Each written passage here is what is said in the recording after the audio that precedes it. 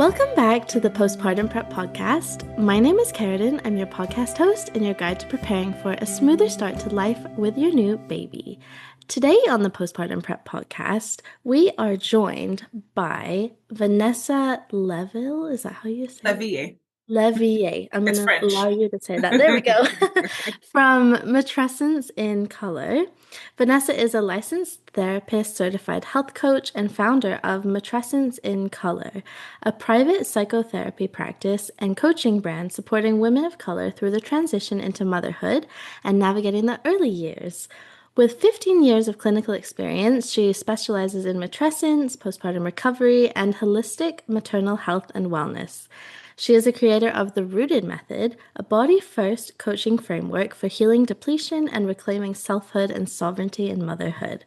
Vanessa is based in Houston, Texas, and works with clients across Massachusetts and Texas. Thank you Mhm. so much for joining us today. Welcome to the For having Postpartum. me. Thank you.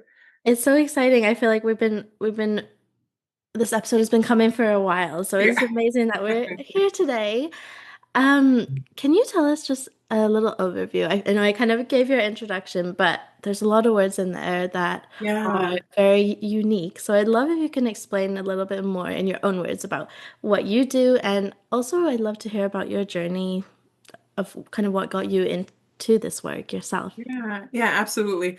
It's funny that you say like unique words because and I'll talk a little bit more about this, but when I got into working exclusively with moms, and I started talking with them about matrescence, one of the moms that I was working with said, "Is this a word that you made up? Like, is this like your own, like you coined this?" Like, no, this is like an actual thing. So, I started as a therapist about 15 years ago. And so I've been doing this work for a while and working primarily with different populations, children, older adults, folks with chronic mental health issues, state level, overseeing our state-funded mental health programs. So I've been in many different spaces, residential program with kids, and in 2018, end of 2017, I went into full private practice where I started working exclusively with women of color and saying, this is the population I love working with. I continued to get certifications and specializations in working with women of color, Black and brown women of color. And 5 years ago in 2021, I became a mom. And that was my like, oh, I've never seen the world any other way. I can never see working with any of my clients who are moms any other way before. And that's when I decided to specialize in working with mothers specifically. So women of color who transitioned into motherhood, and working with them through their journey of matrescence, postpartum recovery, and then that just overall, um, health and well-being and just making sure that they stay healthy, mind, body, all of that. So doing have always been a therapist, but doing the work with moms came because I became a mom myself. Thank you for sharing your story. I'm Yeah. curious, what were some of the things that, when you then went back to start working with moms again, that really stuck out for you that were things that you hadn't maybe even considered before? Oh my God, such a good question. One of my clients, and I tell her all the time, like she was my initiation. Like she was my um the person who made me say, I get it now. So I had been working with her for a little while, and in 2019, she had gotten pregnant, had her baby in 2020. And she was telling me about her birth experience, and she was telling me, when I was having the baby, and I'm not sure if it was during crowning, she said it felt like I died, like a part of me died. Like it felt like I was floating up watching this part of me that died. And she was like, I knew I didn't, like nothing actually physically happened to me. Like it's not like she had some medical emergency and something scarier had been happening. She just said, I had this bodily experience of being split into like two different people, right? And I couldn't understand that. But we talked through it, we worked through it. And then when I became a mom, 4 months postpartum, I discovered matrescence. And we'll talk about that in the rabbit hole that I that I went into. But I discovered matrescence and understanding that there is a process in matrescence that is often called the inner split, the pre-motherhood version of you and then the motherhood version of you. And that's when it clicked. And I said, that's what she was talking about. That's what she experienced then. And then everything else that followed, just really understanding and seeing what motherhood is, what it looks like, what it feels like, the day-to-day experience. I felt like I needed to go back to everyone that I knew, every mom that I knew, to apologize and say I had no idea. I mean, you don't know until you know, but like I had no idea. And so it's like you peeked behind a curtain and you now know more than you've ever known before. And so it was fascinating. But that was the very first experience that I was like, oh, and now I know. Like I get Right. it now. I see it so differently now. I love how you mentioned the kind of framework of seeing it through matrescence as well. I was Hmm. wondering for any moms who are maybe pregnant and have never come across that word before, we do Yeah. have a full episode I'll just mention that I recorded with Genevieve from A Mammoth. Okay. Do you Yeah. know her? Yeah. Yeah. Hmm. And we kind of did a deep dive into matrescence. So if anyone wants to do that deep dive with us, you can head over to that episode. But for now, I would love to hear your definition of matrescence. Yeah, absolutely. Matrescence is so many things at once. It's neurological, it's biological, it's developmental, it's a rite of passage, it's a life transition. But essentially, similar to adolescence, where you're going from like pre-childhood or childhood to adolescent, there's a transition, there's a developmental stage. And the same thing happens for women who are going from pre-motherhood to motherhood, where they go through this rites of passage, this stage, this transition. And it impacts almost every part of her life and her family, and it impacts everyone.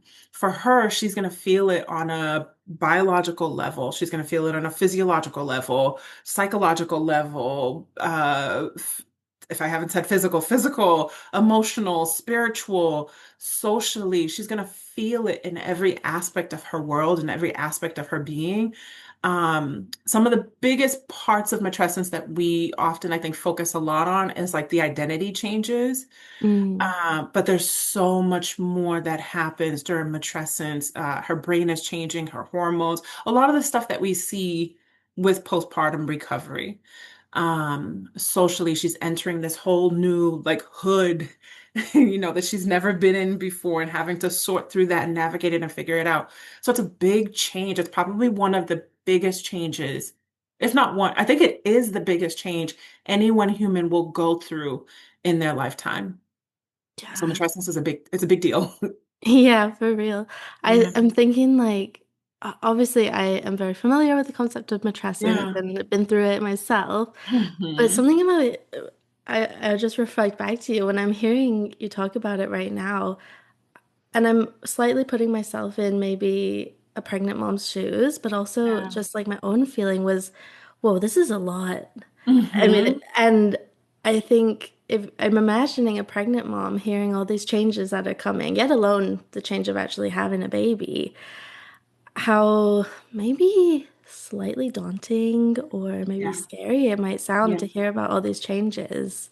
How would you kind of, maybe in your own practice with clients, is there any way that you have found helpful for moms who maybe feel that way? Yeah, that's it's such a good point because it is scary. It's scary to hear all of that and think, oh my God, that sounds so big. But we've done it before, just not to this scale. Like Mm, you've gone through adolescence before, mm, not with a baby, not with but you've gone through that before. And so if you think of it in that way, like it's another change, it's another evolution of self, it's another stuff, it's something else that I'm going into. Um, what I like to tell a lot of my clients is this is why we do this work. This is why we do the postpartum prep. This is why we have those conversations. Because I think if we didn't have those conversations, it would actually feel scarier than what it really is. I think one of the things that I often hear from all of my clients is, I don't want to lose myself. mm. I think that feels scarier than what we hear with all of that. Because I think what a lot of my clients hear is, oh my God, I'm going to lose myself. And there's so much more to matrescence than just losing yourself. Mm. For a lot of women, you might experience like an expansion of self where you feel more you than you've ever felt at any other point in your life. And any change is going to be scary. Um, any new thing is going to be scary. Um, but I will say that you don't know what you know until you're in it. And when you're in it, it might not feel as scary as it does when you're not in it, when you're Mm. just hearing it from the outside. So part of it is just getting the support to really help Yeah. you through that transition phase. And I hate to say it, it's not as scary as it sounds. It sounds scary. And I'm trying to think if someone had told me about matrescence before I had experienced it, I think it would have sounded scary to me as well. It would have sounded big.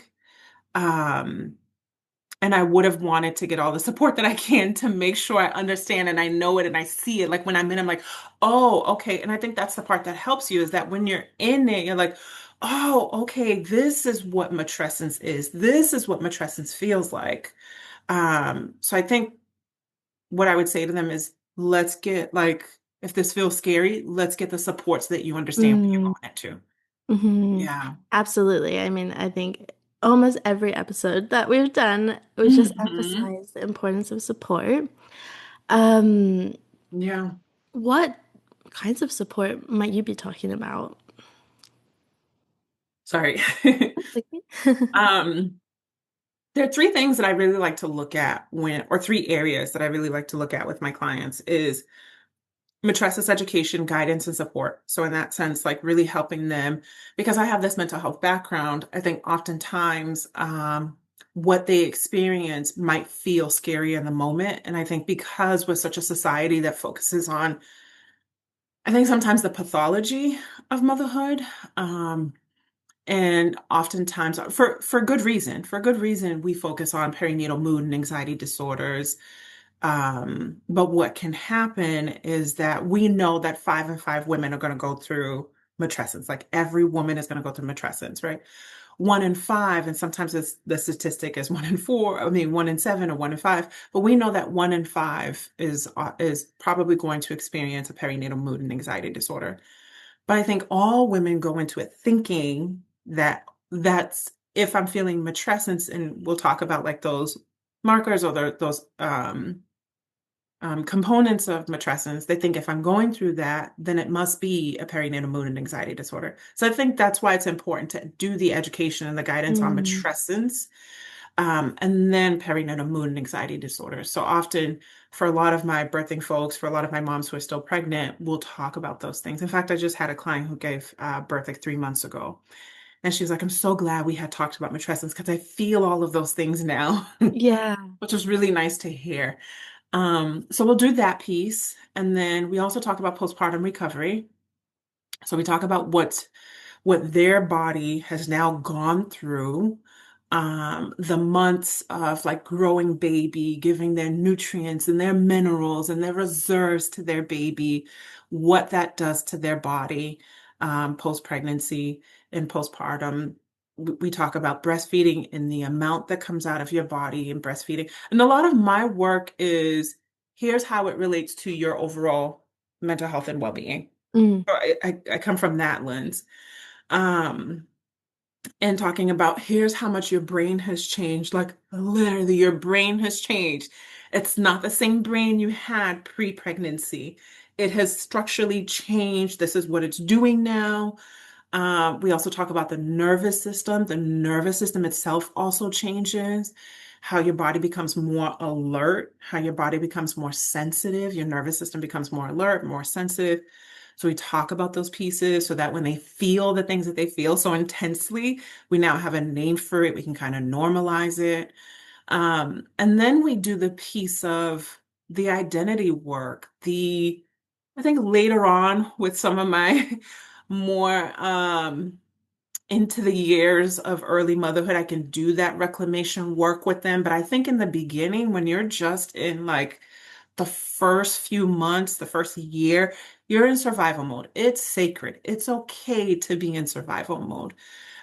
So we do a lot of work around that when they're older, and not older, and but when they're in the later years of early motherhood, we do the reclamation work. Who are you now? Who do you want to be? What do you want to reclaim? Selfhood, sovereignty, we do that work. But in the beginning, let's just focus on survival mode. So those are the three areas that I like to work on. Is let's focus on repleting, let's focus on regulation, and if we want to do reclamation work, what can that look like in this season of your motherhood? Amazing. I feel like are those the three R's? I know you The have your three three. R's, yes, Yeah, yeah, for my okay. framework. Um, there's so many things I wanted to touch on. First thing, let's go back to talking. You talked about some markers of matrescence Mhm, that are helpful to mhm, recognize. mhm, Or wait, can mhm. we get a glimpse into what those might be? Yeah, yeah. A lot of so the biggest ones, and I know I have certainly felt them. The biggest ones are that ambivalence about motherhood. Like, oh, what did I sign up for? What is this? I love it. I don't love it. I enjoy it. I don't enjoy it. This is great. It's not great. So the ambivalence about just motherhood in general, about being a mom, mothering. So that will often come up for a lot of my clients. Um, Missing your pre-mom life. And so for me, the thing that I miss, I still miss it so much. And my son is almost 5. He'll be 5 in September. I miss it so much is my own autonomy. I Mm, miss being able to just get up and go. mhm, And just do as I want when I want without having to really, I know it sounds so, it's not selfish. I think I started to say that and I realized like, no, it's not selfish at all for you to miss your pre-mom life. That's part of matrescence, and part of just motherhood.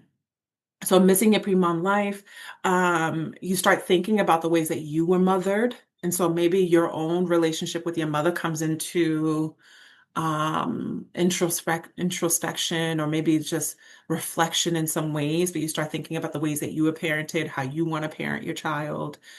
Um, there's the changes in like your social life. Your relationship with your partner might change, your relationship with yourself might change, relationship with others. The identity shift, so that's a really big one. The identity shifts of like, who am I now? What are my values? What are my vision for life? What's my lifestyle look like? What are my desires, my ambition? That was one that I felt really profoundly because after I had had my son, I had a whole wellness center. So I was building a community space in Boston, where I had been living at the time. So I had this wellness center in this space where I was doing a lot of like community-based work, serving folks around me. And after I had had my son, I said, I don't think that this is what I want to do anymore. And I had spent years working towards that. Um, is I don't think that this is what I want to do anymore. And I had a hard time with that because I felt like this was my baby. Like, the thing that I had been working for, the thing that I had put grant proposals to, the things that I had like done research for, like spent a lot of time working towards to figure out how do I create this, bring this space on a grander scale, get a bigger building, do more offers. Like I just I didn't feel connected to it anymore. I felt like my dreams, my ambitions had changed once I had had my son. mm. Um, and I let that go. I let that go and I started working from home. Can I ask what was that like for you to let that go? I mean, I had mixed emotions about it. There mm, was a part of me that really felt sad about it, that felt like, like I said, I had worked so hard towards this. I had started really working with some folks in the city of Boston to write grants to get funding for this space, to look at what the offer would look like, doing my financial projections. I had worked towards yeah. this, looking for buildings in the city of Boston that I could potentially, move into. And so it was really sad to let that go, but I also had a resolve and I also had a acceptance, um, of but my life looks different now. Mm, In this season, my life is asking something of me that I think these would be competing demands for me, and I didn't want that. I think the thing mm, about me is I'm always trying to protect my nervous system, mm, and I'm always trying to protect like what hard do I want to choose right now? right. Um, do I want both of these hard things? Do I want to be doing them both at simultaneously? Um, and towards the end of that decision, I felt very complete with it. I felt very, Mm, I'm solid in that. Like I want to go and do telehealth 100% with my clients, and I want to work from home. I want to be home, and it was probably good for me at that point anyway, because I was exclusively breastfeeding, and so it felt like I could not do this. I could not be in two places at once. I could not make this work. So yeah.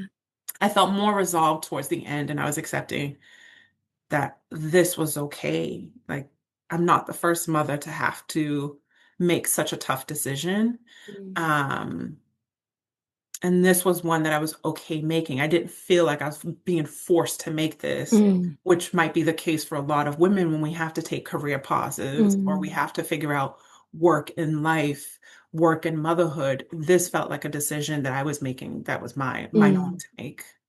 Okay. Yeah, Yeah. thank you. I feel like I liked hearing that it was a bit of a journey for you. Like, Mhm. feeling I think that's a great example of the mixed emotions. Right. Yeah. Yeah.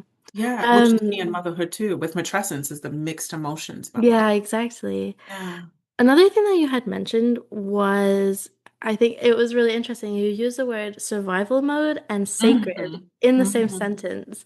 This kind of sacred survival mode. I know that's something that I've kind of seen you talk a little bit about on, I think, on Instagram, but I'd love if you could talk to us a little bit more about how you view survival in early motherhood. Yeah, yeah. It's funny with Instagram, I feel like I do like drips here and Yeah. there, and then I never talk about it again. So that was one of the things that I dripped in, but it's been very much a part of my journey, I think, and in my Yeah. work with my clients.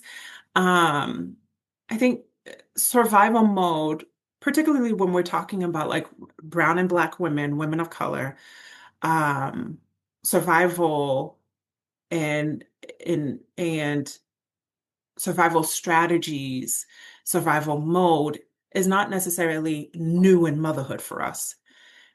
It's just another layer in many cases.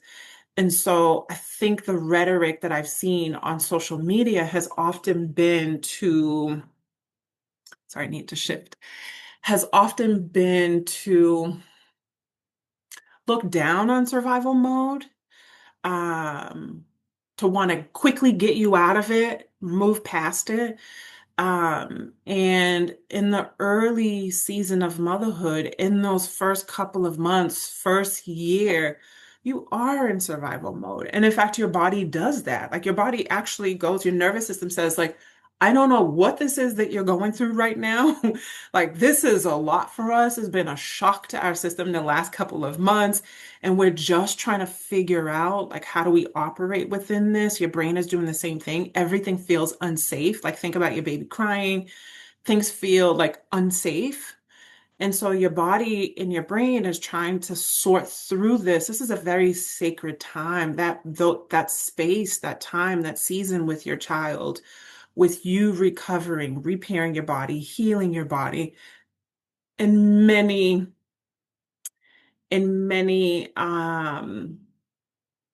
cultures, I was going to say societies, in many cultures, non-Western cultures, this is a sacred time. We just don't see it that much in the Western sort of spaces. We don't see that much. We also don't think of it as like a sacred time, but it truly is. And so when I work with my clients, a lot of my work with them is if all you did was survive today, that was sacred. How can we start seeing this as something that is sacred, that is purposeful, that is intentional, and that is okay for you to only have survived today? Like that is actually really big. Mm, And so that's what I mean by but with that, we don't want to be only in that survival space. Not only, we don't want to be in that survival space for too long. mm. at some point we want to be able to start shifting into something that feels a little bit um, more like thriving, more like Mm, in it, not just going through the motions, not just getting through the day, but something mm, that feels a little bit more intentional, that feels a little bit more um, this is your choice. This is sovereignty. This is you choosing this. mm. This is you living in it. This is you embodying it.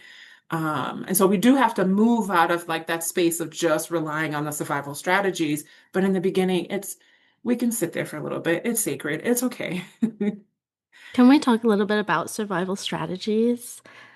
Like maybe getting some practical wisdom here for any moms who are kind of heading into this season. Yeah. If you think about like those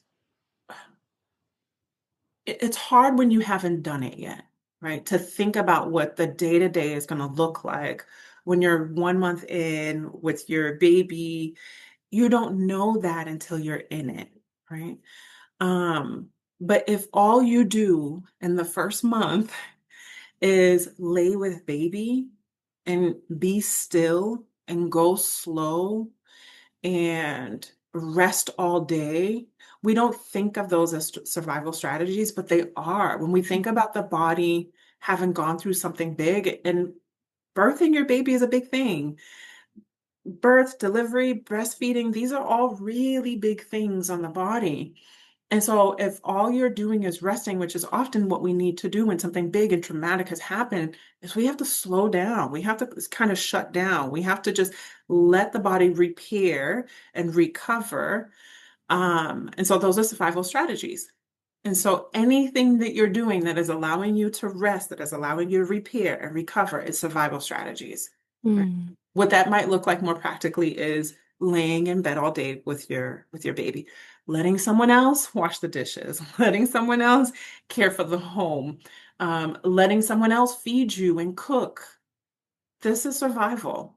mm, If all you do is shower once that day, that's okay. If you didn't shower at all, that's also okay. That's a survival strategy. The last thing you're thinking about when you're wanting to survive is going to take a shower. So, thinking of it that way, the last thing you're thinking about when you're in survival mode is the thing that feels like productivity. The thing, although shower is not necessarily a productivity type of thing, but you're not thinking about laundry. You're not thinking about cooking a big meal. You're not thinking about work. You're not thinking about any of those things because you wouldn't be doing that in a survival space anyway.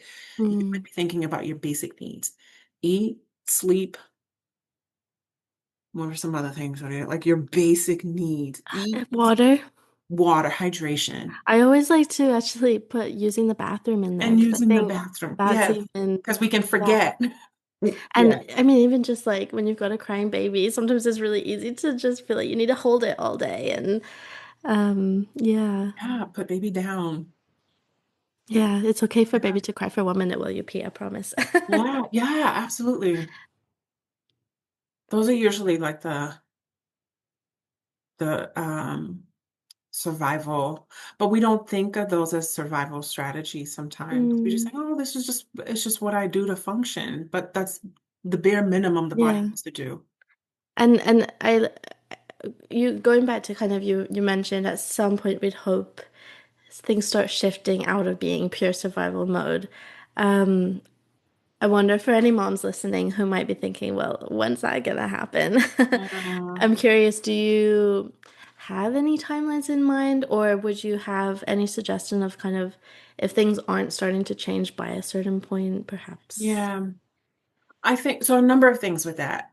Uh, because of often some moms are going back to work. And Mm, so that sometimes ends up becoming like a natural time where they shift out of that. Like, I've just been resting, I've just been kind of like doing the bare minimum, just caring for baby, caring for myself. And now I need to do a little bit more than what that has looked like over the last couple of months, whether mm, that's 3 months, 6 months. I have some families or some moms who have 6 month leave, they lucky, blessed, or whatever you want to call it, have 6 months, others have three. But that often sometimes is the space and time for some of my moms when I'm working with them to say, okay, you've been doing this that has been so sacred, that has supported you, and now you have to start shifting into productivity, performance, doing more, holding more, carrying more. And we can't do that just with, these survival strategies. This is going Mm, to ask a little bit more of you than what you've been giving the last 3 or 6 months. mm, And so it might look a little bit more like shifting into um, what does it look like for me to hold more? How do I expand my capacity for more? mm, What supports do I need to be able to hold more? mm, And so with that, it's no longer about survival, then it's more about like function, um, getting through the day, doing more, holding more. So it's not like that primal survival thing that we were seeing in the first whatever those couple of months look like for them. mm, I would say that most of my clients shift out of that space within like the anywhere between 3 months to 1 year, mm, depending on what that time has looked like for them based on what they have been holding or what they've been carrying or what they've been doing, their responsibilities, whether they've had supports, no supports. So I think it's mm, varied for everyone who is going through that process. But going back to work ends up being the most mm. natural. And for most of my clients, they're going back to work. Yeah. I'm curious about what happens when somebody is in a position where, they're needing to shift out of this like Mhm. survival state of being before they actually feel ready for that. Yeah. Yeah, because so many of them are not ready to go back to, Mm, mm, so many of them are not ready. I do have some clients who are ready to go back to work. mm, Who yeah. are like, oh no, I'm done with this. I need, to be doing things for myself. I need other kinds of conversations. I need other kind of spaces. So there are some who are ready to do that. And there are some who feel forced to or feel like I'm not ready, I'm not quite ready to do that. Um, and a lot of that work will be the nervous system work. We've been Mm, doing a lot of, in the first couple of months, it's a lot of like reducing sensory input, reducing output. And so now it is about like how do we increase your window of tolerance because life is going to look a mm, little bit more and look a little bit more busy. So how do we increase that window of tolerance? How do we mm, increase your nervous system capacity? So it is about like doing that slow work of like, let's add one thing in this week and see how you respond to it. mm, And that one thing could be like laundry, or it could be like cooking, or it could be like doing work. It could be like reading. It could be something that's just for her that she mm, wasn't able to do in those first couple of months. Whether it's reading, going for a walk, or whatever it is that she's doing more than what she had been doing before, let's slowly introduce that. Let's also maybe look at like what nutrition needs look like now that you're doing more, your body's asking for more. Will you be cooking? Will you be outsourcing that? Will somebody else in the house? Are you deferring that to someone else? Are you delegating that to someone else? What will that look like? Um, so there's a lot of questions and reflection and thinking about what will the next phase look like and what will be the work that supports you as you're going into that. mm, And if you're not ready, then part of that work is talking about that too. mm. It's Yeah. talking about the grief that's associated with that, Yeah. talking about the anger that's associated with that, talking Mm, about the ambivalence, talking about how some of it might feel forced. Those are mm, a lot of the conversations where those conversations is when I bring in the um the pieces about the institution of motherhood, the pieces about like the structural supports we do or do not have in the US for moms, the ideas of or the ideologies around like um the motherhood penalty. There are different conversations that might come up at that point because what they're feeling is very real and often a response to the system coupled with their own stuff. mm. Yeah. Can you I haven't heard that term before, the motherhood Motherhood penalty. penalty. Yeah. So think of it this way. It's the idea that once you become a mother and you're a woman who has a professional job, you're in the workforce, that once you become a mother, there's a penalty that comes with it. Often what we see is women don't get raises, which Mm. is interesting, and I'll have to pull up the statistics somewhere, but men will become fathers and get raises. That's not the same case for women. In the Wow. workforce, that's not the same case. And I want to Yeah. say, I don't want to misquote the number, but that Hmm. there is a number associated with that, the statistic. Um, Mothers' schedules will need to change. Hmm. They're often looking for more flexible work because they now have a small child at Mm. home. And we don't see this with men who are also in the workforce, with fathers who are also in the workforce to the Mm. same extent, to the same Hmm. degree that we see it with mothers who are in the Mm. workforce. Um, And so that's the motherhood penalty is that often she will hit this wall of how Mm. far she can go in her career.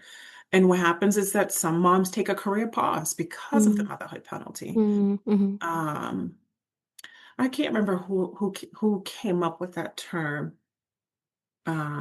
But yeah, if folks want to dig into that, they can. But that is something that Yeah. I do see with a lot of my clients is now we have to talk about that and we have to talk about how like this is not you. Mm. There are just not enough structures in Mm. infrastructure in place or supports in place for someone who does what you do and you want to go back into you want to go back to the corporate office, you want to go back to whatever you're doing, that there might be a penalty with that. There might be Mm. some walls with that, and that's Mm. hard too. Mm. It's yeah, and I loved what you said, you know, touching on just the support that comes from just having the opportunity to talk about those feelings Yeah. associated. Yeah. And I guess as a therapist, that's really a big part of your job is holding space for that. Yeah, exactly. And Yeah. I love holding space for the real and the raw of motherhood. Mm. It's not just about caring for baby. Mm. I have a mother that I'm supporting now who's like, I I love my baby. Mm. Like I love my baby. I love being with my babe. I love being his mom. I'm not enjoying motherhood. And she's like Mm. 3 months in. I'm not enjoying motherhood. Like I Mm. really don't like that I have no space for myself. Like there's no Mm. space for me. Like Mm. when does that get better? Mhm. How long? And I think that's hard. I think a lot of the moms that I support are wired like me in some ways, where it's like, I need to know. Like, I need a Mhm. timeline. I need to know when this gets better. I'm thinking about that meme. Like, when does this get better? Yeah. I use Pinterest sometimes for like sharing the podcast, and Yeah. one of my most popular posts on there is like a literal timeline where I was talking about different points where things felt like they were starting to get better, and that was one of the most popular pins. But I think it is.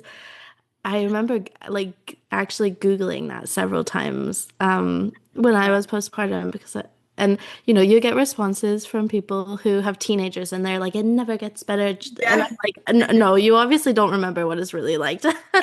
Yeah. Yeah. You're so far removed.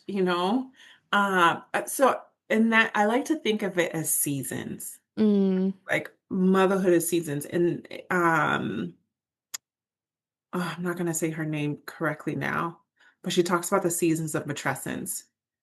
Um, McCann is the last name that's coming to me. The first Oh, name is escaping me. But I like to think of motherhood as there are seasons to motherhood, and every season is going to come with its stuff. yeah. Good stuff, bad stuff, the good, the bad, the ugly, the wonderful, the beautiful, all of it. It's all going to come with its stuff. The Mm. early seasons is just so unique. It's just so, there's a lot of stuff. And I'm doing this, but the words aren't I there. think there's There's a something lot there. in the I mean, one of the things I talk or that it is often comes up on this podcast is Hmm. the mother baby dyad and how Hmm. uh acutely like Yeah. interwoven you're in every way your mind, your body, Hmm. your emotional kind of world, your nervous system, Yeah. Yeah. how.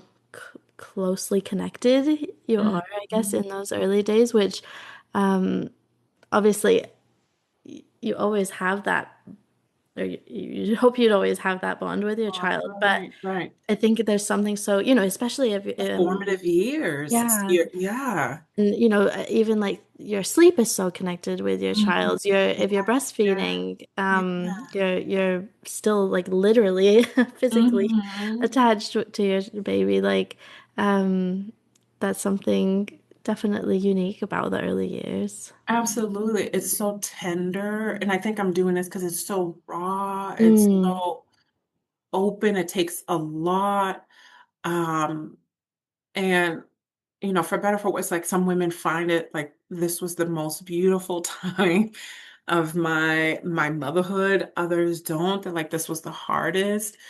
It's so personal. It's so unique to you. And um I think that's the thing with like early motherhood and a lot of my comment and why I stick to early motherhood, why I work with moms who are in that like 0, sometimes all the way up to 10, but I really love working with them in that 0 to 5. mm, Um, because you really get to see the evolution of their matrescence and how they yeah. moved through that, how they moved through that early season of motherhood, and how so much can be solidified within those first early Mm, years that help to give foundation to the later years. yeah. Um, it's a beautiful season for me, I think, in supporting women through it. And I'm still in it. Like my son is only 4.5, he'll be 5 in September. And I have seen the evolution of us in the last almost 5 years. And it's such a tender season.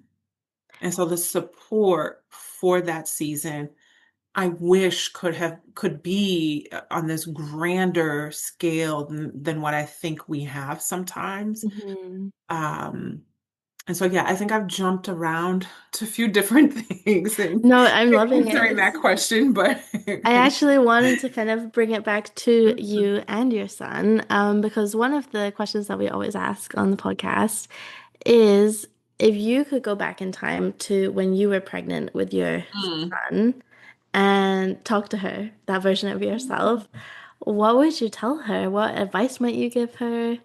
Oh my gosh, I went through, I think, different eras in my pregnancy. The very first, so I had had a previous miscarriage. And so the first 14 weeks were really, I was riddled with anxiety, like so much anxiety about like Mm, what would happen. Um, you know, could I do certain things? I don't want to harm baby. I don't mhm, want to. There was a lot there. There was a lot. And so I had really sought that my own therapy for support because I was so afraid to lose my baby. But I had also had an experience where I had been praying one morning and doing my devotional and writing down that God had told me like this one was mine to keep. And so that felt, I think I could rest in that sometimes, but yeah, the first 14 weeks were really hard. And then you get into like second trimester and it's like, oh, I'm pregnant. Like this is really happening. Like I'm really having a baby. And so there was more excitement that came with it. I could do more movements. And I was still at that time running the community center. And so I was doing a lot of like what I used to call at that point was my community nights. So a lot of co-regulation, somatic practices within community. So I was going on walks with people. I was doing like sound baths. I was doing different things and I loved it. And I was also mm, doing like hypnotherapy. So I was practicing hypnotherapy. And then I hit this point later in pregnancy and I talk about this with a lot of my clients, where I started to see myself saying, this is how I want to be as a mom. This is what I'm going to do. This is what I want things to look like. The thing that we do when we're like, it's going to be Montessori. And at that point, I didn't know what I was having because I didn't want to know the gender of the baby. And so, oh, I definitely want to do Montessori. Okay, this is what I want the foods for them to eat. So at that point, this is what the experts say. This is what me as a mom, how I should show up. So I think I fell really deeply into like intensive mothering very early on. So even before my baby came, like reading up on everything, like half of the books back there are like pregnancy books. And so if I could go back, if I could tell her, like, relax, like, relax, take it easy, be in the moment. Um, Not necessarily enjoy the pregnancy because I think I hate that advice, even like enjoy the early years. They'll be small but for so long, or but just be in it, experience all of what it's bringing, and not always thinking ahead to who you're going to be because you don't know who you're going to Mm. be until you've had that baby, until you've been with that baby, you've been with yourself, you've been in it. And that some of the decisions I thought I was going to make ended up not being that. So I would have just told her to like, in my own way, because I can talk to her like that, like, take it easy, like, chill out, Yeah. like, relax. You're going to be just fine. You will figure this out.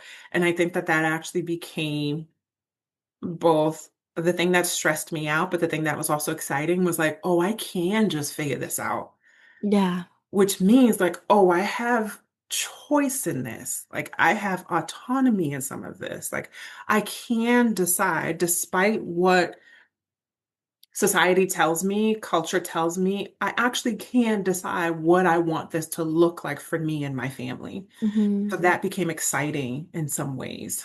Um, and of course, my partner was a part of that too. And you don't know what kind of kid you're gonna get. Oh yeah, that's a And you huge don't part. know, yeah. And in my pregnancy, so I had developed preeclampsia towards the end of my pregnancy. So at 30 weeks, there was protein in my urine. And so Massachusetts is really progressive, like aggressive rather, in like how they approach preeclampsia. So they said to me at that point, they're like, we're gonna keep you in the hospital for 7 weeks. And we'll induce you at 37 weeks. And I was like, what? They're like, yeah, like we can't just send you home. And we know that preeclampsia with Black women, with women of color, like there are big risks there. And so they didn't want to take any, and they want to take every precaution that they could. And so they were saying, like, we're going to keep you, we're going to continue to monitor you. And so I was hospitalized for about a week. And then, things had improved at that point. I hadn't reached a level of like high risk at that point. It was very low risk, but I did show signs of preeclampsia. And so they had sent me home. I was discharged and I was sent home, but I needed to at least see my OBGYN twice a week. So for the rest of my pregnancy, twice a week, but then I ended up going into early labor at 34 weeks. So you never know what any of that is going to look like. And so at that point, I was like, oh,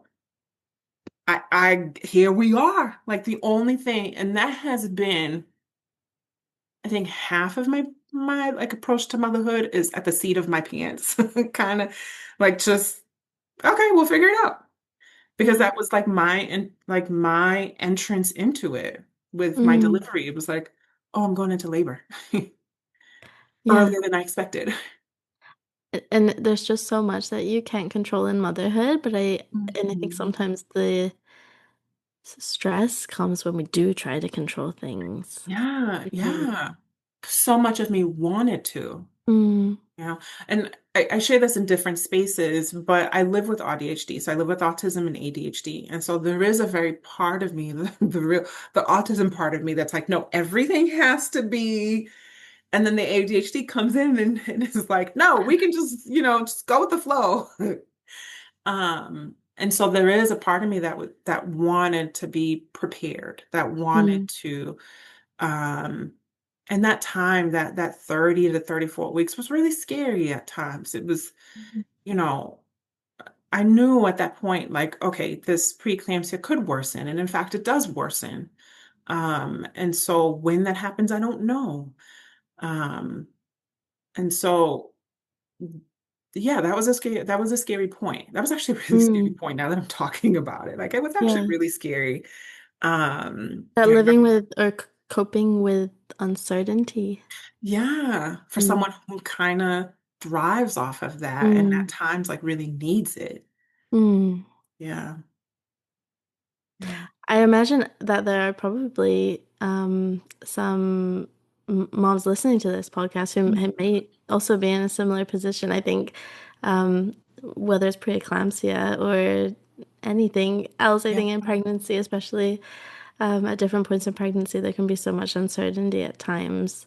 Would you Mhm. have any, I don't know, perspectives for any moms in a similar position? Yeah, I think specifically with preeclampsia, I think what I did was I really educated, of course, I really educated myself on it. I asked a lot of questions. I made sure that my doctors knew what was happening with me. I was tracking my blood pressure, tracking different things. Um, and so I had a doula as well. And so talking with them. Um, but really at that point, once something, if that does happen, because it's not every pregnancy, but if that does happen, that you get that support, Mm, that you talk to people, you ask a lot of questions, that you have your partner also ask a lot of questions, and that your partner also knows if one is available, a family member, a loved one, or whomever is going to be your support person, that they also know what's going on with you and that they also know what signs to look for. Um, and that you feel supported mm, through that experience. I think that was the biggest thing for me was I tend to be someone who's like, I got this. I'm good on my own, right? And that is not one of those places that you want to, I got this. Like you want to make yeah. sure that you're actually getting support and other eyes on you. Mm. I know. I think there's so much in motherhood in general, there's so much urge sometimes to like do Mhm. it all yourself and then you can I feel sometimes that's how we almost try to control the uncontrollable is by Mhm. thinking, well, if I do it all myself, then at least I can do it the way I wanted to do it. Yeah, And absolutely. I don't know. I appreciate you opening up and giving your insight. As this is obviously just a sensitive Yeah, experience for yeah, you. Yeah. yeah, absolutely. And in general, I'm really grateful for everything you've shared about nervous system and survival mode and matrescence. Was there any last thoughts that you wanted to give before we wrap up the episode? Anything I you feel like think we didn't cover? yeah, I think we've covered a lot, and there's so much more. I mean, I don't think you can ever really cover all of it because there's No. so much there. There's so much there, but nothing that I can think of off the top of my head. I mean, I think that this is what I want folks to know, is that postpartum, that period, there's so much that's happening. And I just, in my work, and I think in what I'm trying to do is say, if we could have the information, if I was told, even if I couldn't understand it because I'm not living it yet, but if I had been told, hey, you're going to go through this process that's called matrescence. You're also going to go through postpartum recovery, and here are all the components, and here's what it looks like, and here's what you're going to need, or whatever, right? Even if I wasn't getting that yet. And maybe that's just me. I tend to be someone who's like, the more information you give me, the better, even Hmm. if I'm not in it yet. But hey, your brain is going to change this way. Your nervous system is going to change this way. You're going to feel like you're losing yourself and you're finding yourself and you're recreating who you are. I think if I had been told some of that information, and also as a Black woman, if I had been told, these are some of the things that are going to amplify in motherhood. Mm, These are some of the things that are really going to impact you. These are some of the things that are going to color your motherhood. Had I been told some of that stuff, I think I would have felt more prepared to a certain extent. Because mm, again, unless you're in it, until you're in it, then those things they start to click. mm, hmm.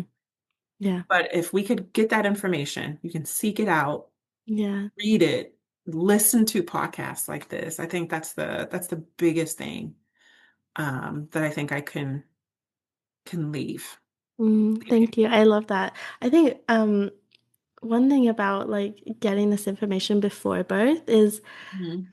Obviously, it's nice to have, but there's also something to be said for, after you've given birth and you're thinking back about, the things you'd heard. Actually, now you know where you can go for support as Yeah, well. Like someone absolutely. who, they might be juggling these words around matrescence and survival mode in their mind right now, but then when it all does come together and click after birth, you think, oh, now I know where I can go. So, for anybody who Yeah. may be thinking of you, Mhm. where could they go to find you if they're looking for more support or just want to learn more about you?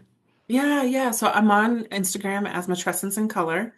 And they can also visit my website, matrescenceandcolor.com, if they're in Texas and Massachusetts and they're looking for therapy.